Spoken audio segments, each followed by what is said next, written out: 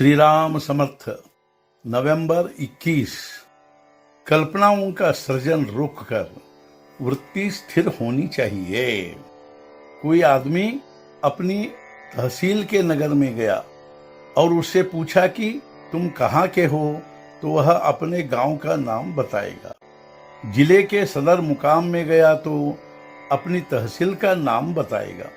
प्रदेश में गया तो जिले का नाम बताएगा, और यदि दूसरे प्रांत में गया तो अपने प्रांत का नाम बताएगा, और विदेश में गया तो अपने देश का नाम बताएगा। अतः मनुष्य में जितनी विशालता आती है उतने भेदभाव कम होते हैं। वैसे ही मनुष्य चाहे किसी भी धर्म का क्यों न हो, फिर भी सभी धर्मों का मूल एक ही होने से यदि वह मूल का विचार करे तो सभी धर्म उसे समान ही लगेंगे। किंतु इतनी विशाल दृष्टि आने तक जो जिस धर्म में है उस धर्म का आचरण करना ही हितकारक होता है। सुख प्राप्त करने की हमारी सभी धारणाएं आज मिथ्या सिद्ध हो चुकी है। पहले हमने सोचा कि अमीरी में सुख है, अतः खूब पैसा कमाया, फिर भी हमें यदि सुख नहीं मिला तो हमारी वह धारणा मिथ्या थी। यह मानने में क्या हर्ज है।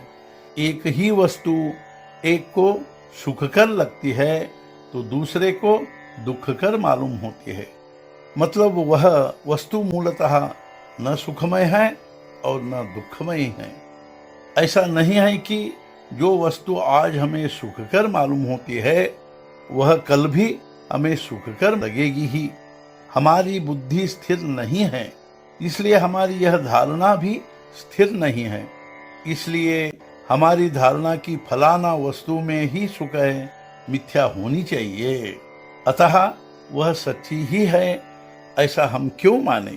संसार के अपने रिश्ते हम अपनी समझ से ही निर्माण करते हैं और फिर उन्हें नकारने या भूल जाने को हम ही तैयार होते हैं। हम पर संकट आया तो फिर हमें पूर्व नाते रिश्ते अच्छे नहीं लगते।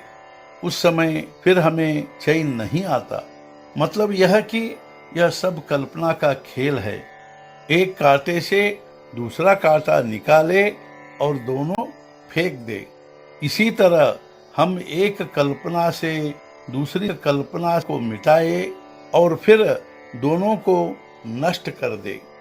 कल्पना करना ही हो तो हम भगवान के विषय में करें। भगवान हमारा दाता है, त्राता है, हमें सुख देने वाला है, ऐसी कल्पना हम करें। उसी में सच्चा हित है और उसी से गृहस्थी सुख की होगी। कल्पना की सत्यता या असत्यता अनुभव से समझ में आती है, इसलिए अनुभव के बाद कल्पना रुक जानी चाहिए। इस प्रकार कल्पना रुक जाने और वृत्ति स्थिर होने पर उसे किसी स्थिर वस्तु पर दृढ़ करनी चाहिए। भगवान ही केवल ऐसी स्थिर वस्तु हैं। अमुक या फलाना वस्तु मेरे पास है इसलिए मैं सुखी हूँ, इस वृत्ति में कोई तथ्य नहीं है। कोई भी वस्तु न होते हुए हमारा संतोष बना रहना चाहिए और भगवान के प्रति हमारी वृत्ति स्थिर होनी चाहिए।